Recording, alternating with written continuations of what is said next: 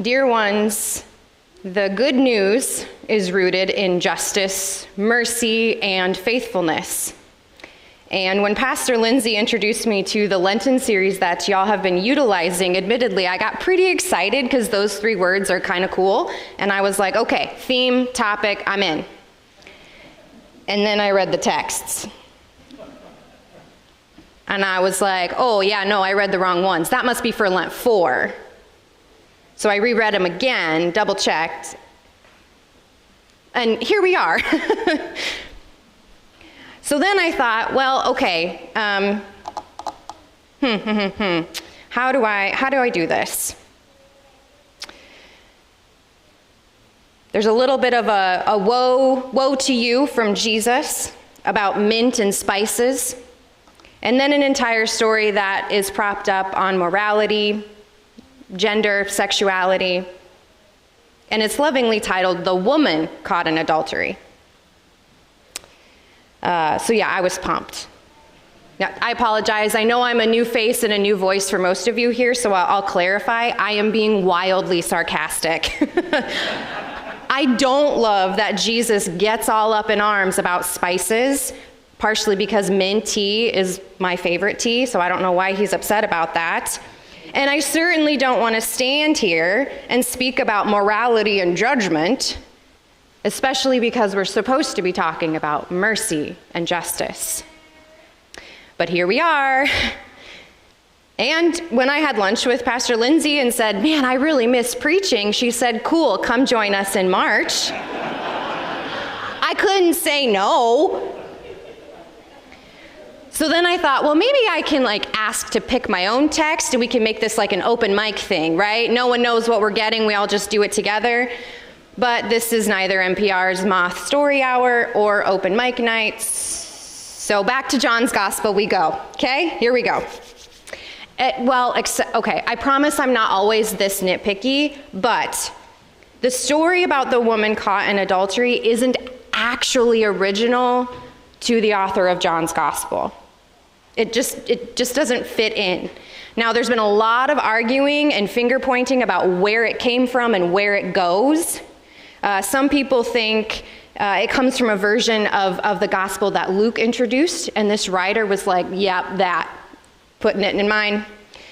But others think maybe it's more of a cultural tale or a fable, something that everyone kind of has heard before, and it made its way into the canonical lineage. I don't have an authoritative answer or opinion on this, because to me it just doesn't matter. Well, it doesn't matter right now, and let me clarify. In my work as a healthcare chaplain in the Level 1 Trauma Center, I rarely get the luxury of hearing any kind of backstory. When I meet folks for the first time, it's often on one of the worst days of their lives. Maybe they are laying on their back with bright lights shining down on them, a room full of 20 strangers asking 20 different questions, and they're in pain because they just got wheeled in after a car accident. Or maybe I've walked into the room right as the doctor has given them a diagnosis or a prognosis that has absolutely turned their whole life upside down. In moments of crisis, there simply is not enough time for everything. There is only time for the most important, the most urgent, the biggest, the loudest. When we face our humanity, and even more so our own mortality, we get real clear, real quick about what matters in that moment. And even if it's only for that moment, we tune everything else out because we cannot take in anymore. So if I try to imagine myself as the unnamed woman in the story, being paraded around in front of the temple by a bunch of men who have a point to prove, and they're sitting there talking about me like I'm not there, asking Jesus, hey, are we justified in killing this one?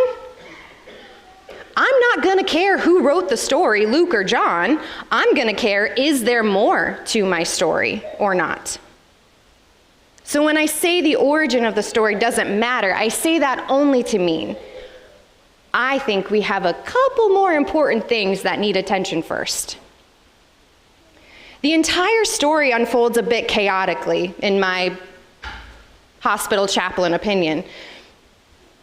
Jesus is seated in the temple when suddenly, at least this is how I imagine it. You all have doors back here, so imagine with me for a moment. We're hanging out here, sitting, chit-chatting, and the doors burst open. And there's a whole bunch of guys wearing polo shirts and khaki pants stomping their way up to the front, hands on hips. Listen, teach, we got a question for you. Now, one sign that we know that this is not an original text to John is because this is the only time in John's entire gospel where Jesus is referred to as teacher, which should be a very formal title. But again, this group of people, I imagine, are the ones who, at least when I was a kid, they'd be the big ones who'd hold your hand and say, "Stop hitting yourself, stop hitting yourself." They're not here to listen to the gathered community discuss the stories of faith. The formality that they use in the title of teacher is not out of respect, but out of sarcasm. Because these guys are coming in hot. They're only there because they have something to prove. They are not interested in hearing anyone else speak. They are on a mission to deliver the ultimate gotcha question to Jesus. Their whole goal is to be right. Their whole goal is to prove a point and to assert their dominance. "Teacher," they said, "this woman was caught in the very act of adultery. Moses told us we should stone such women. What say you?" And this is where I'm a youngest sister. I'm the little sister in my family, and when people pick on me, I have this immediate burst of reaction, "Well, actually." So I would like to imagine Jesus could have said something like, "Well, actually, friends, the law you think you're quoting from Leviticus actually says if a man is caught with the wife of another man, then that man should be put to death." The Mosaic law was propped up for land-owning men because they were the ones in charge. They were expected to follow the rules. So this whole rule about adultery was to make sure that the women and the children of the day were protected from men who would abuse their power. Not that that would ever happen. You guys are good. You got it. Yeah. Okay. We're good. The group brings this woman forward claiming she was caught in the very act, but they provide no witnesses, and they conveniently leave out the other leading role in this so-called adultery act. Adding to their already long list of shenanigans, the setting of this story does matter. They're sitting in a temple, the beloved gathered community, living out their covenant promise to their God and to their people. But outside on the streets, there are Roman soldiers patrolling. The money that the people inside the temple use to tithe for their offerings and buy their bread, it bears the image of the invading ruler. Rome was wealthy.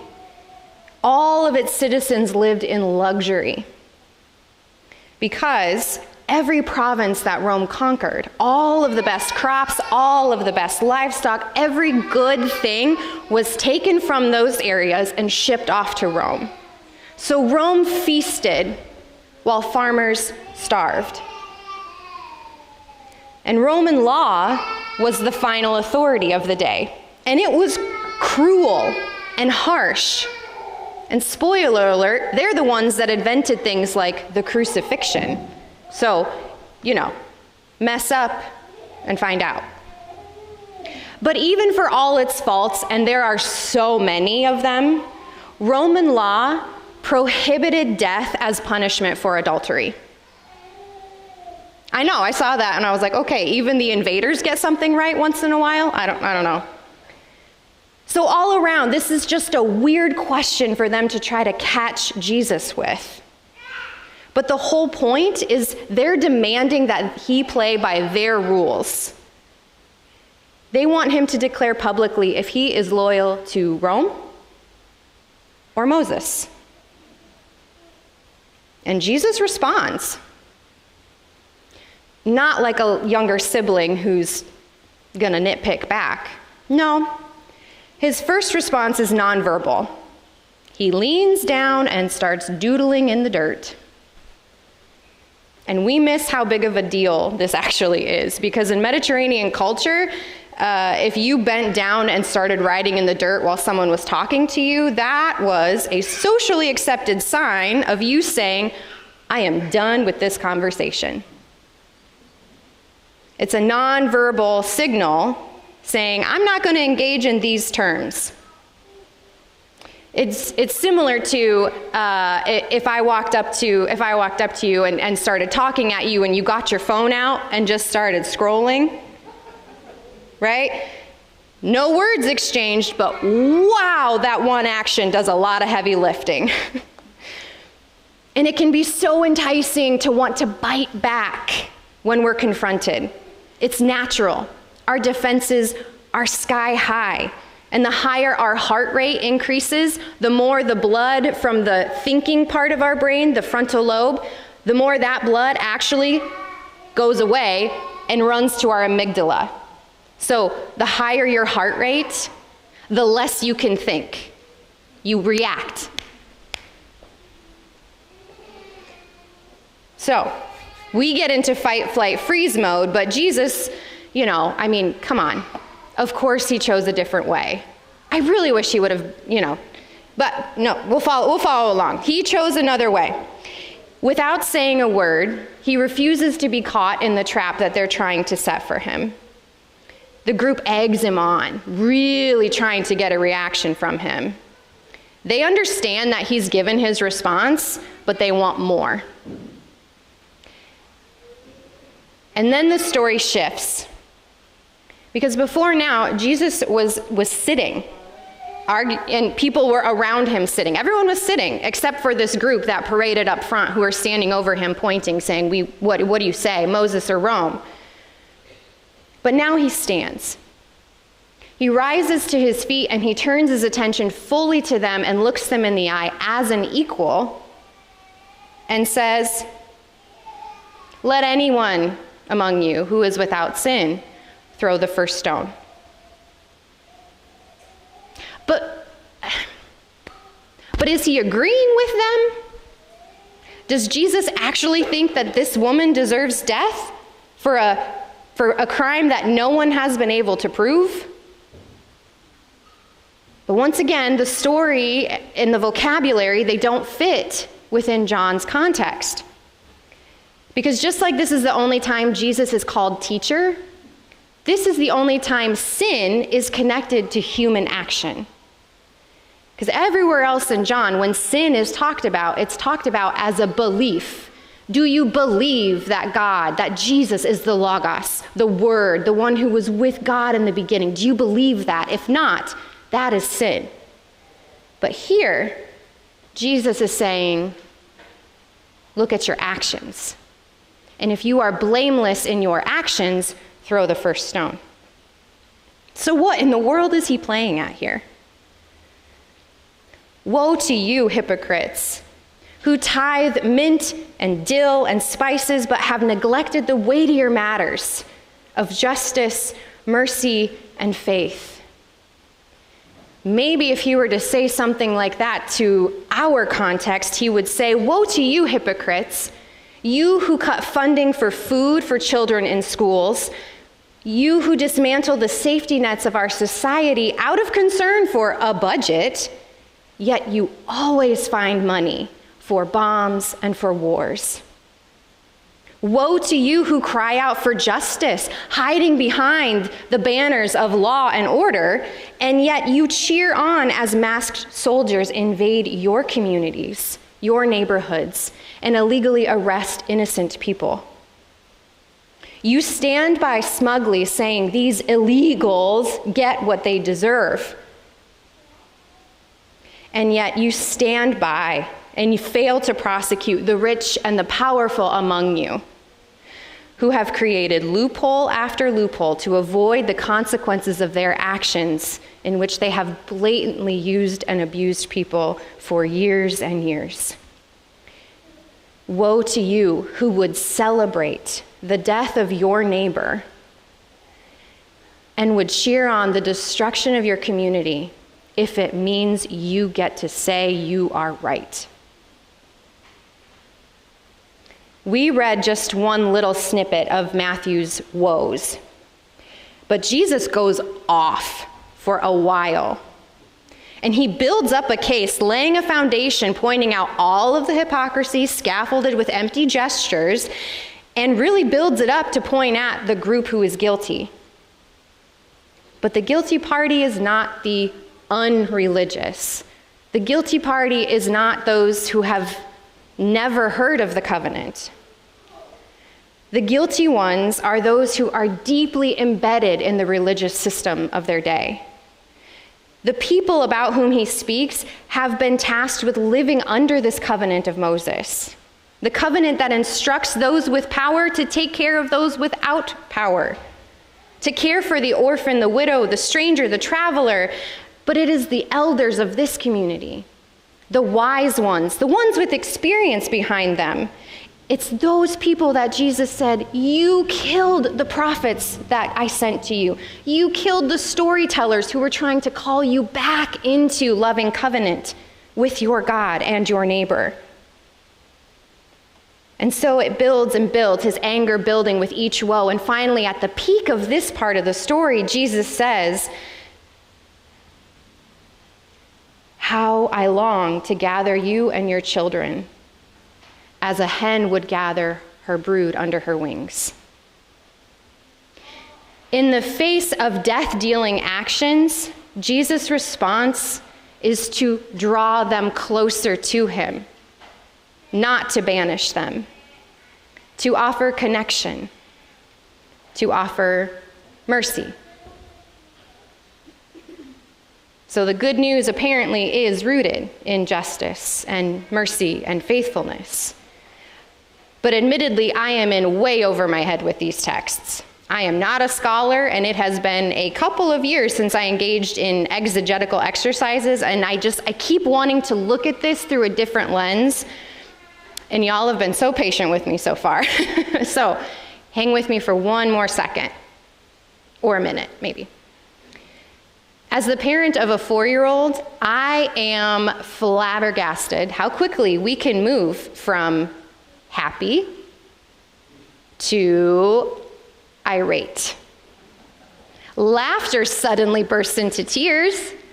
We don't know why. Creativity disintegrates into destruction because the blocks don't fit together just right, or that semi and that trailer don't hook up. The day is over. The show gets turned off because it's time to take a bath. Woo! Melt down. The infamous tantrum. And no matter how smart or witty or thoughtful I think I am human, drugged to the brink of patience when met with a tantrum. But I have learned one thing. A tantrum cannot be soothed by force. A tantrum cannot be calmed through anger. The stomping, the yelling, the throwing of toys, all of that becomes secondary. Not that it's not important, but it becomes secondary. Because you must meet a tantrum with calm, with connection, with trust and safety. If I react, if I match the energy given to me, I'm going to make the whole thing worse for everybody in the room and probably people outside of the room too. My response to big emotions must be calm. And so I guess in this example, maybe I'm a mother hen and my little chickie, I need to give a hug first before we do the other thing. We have to stabilize first before we rebuild. We have to trust before we try again. Hey teacher, We caught this woman in the very act. Moses says we should kill her. What do you say? Let anyone without sin throw the first stone. I wonder if this is Jesus' way of extending connection and safety to the crowd. After all, we know how easy it can be to be caught up in a mob mentality. I'm just going along because that's what everybody else was doing. They're making signs, I'm making signs, they're marching, I'm marching, and we go, go, go, until we get to a point where we realize, ooh, maybe this wasn't what I thought it was, but it's a little too late to turn back. But then we look around and we see that somebody else drops their stone first and walks away. And that's all I was waiting for. I didn't want to throw my stone, but I couldn't be the first to let it go. But I saw somebody else do it. And again, it's pointed out that it is the elders in the community, the wise ones, those with life experience who have suffered hardships. They are the ones who consider the question, am I without sin? And their response is to leave their stones behind. Maybe they realized that what they thought was an act of justice was a power-hungry grab for control and dominance. And maybe they realized the cost of throwing that stone was just too high. So the crowd begins to thin out until only Jesus and the woman remain. And finally, she is addressed directly. And in an interesting way, because just like Jesus stood up to meet the men as equals, he does the same thing to the woman. And he says, where are your accusers? Safety first. My accusers are gone. And Jesus says, I do not condemn you either. Connection second. Safety first and then connection. Trust and then try again. The more we dig into this story, the more certain I become that it isn't actually a story about morality. We can probably imagine ourselves as a number of characters. We make mistakes and we feel shame. Maybe sometimes our shame has also been public. That does not feel good. Or maybe like the unnamed man in this act of adultery, maybe we have failed to take accountability for our own actions. Very content to let somebody else take the fall. We choose rules and self-righteousness, preferring power over relationship. Our systems and institutions have money enough for war, but not for vaccines, medicine, and education. We might want to interpret this story as Jesus moving away from the old stories of faith and giving us a new story. But I also wonder if we could imagine that this is Jesus' invitation for us to enter more fully into those stories, to not settle for a surface level reading, but to get down into it. Maybe, I don't know, get down in the dirt of the story. Jesus offers a new way, one that challenges the categories of death and life. Instead, he models forgiveness and freedom, because the good news is rooted in justice, mercy, and faithfulness. Faithfulness that isn't a blind rule following without question. No, faithfulness that cultivates deep, lasting relationship with the divine, with our neighbors, and allows us to extend that to a stranger. Mercy that offers us compassion in the face of our tantrums. Justice that advocates for the rights of all humans, because no one is illegal. Justice that demands accountability for actions and reallocation of time and treasure to uphold the dignity of humanity and celebrate that all of us bear the image of God. May we be reminded again and again that we are called to be co-creators with God, bringing about heaven on this earth.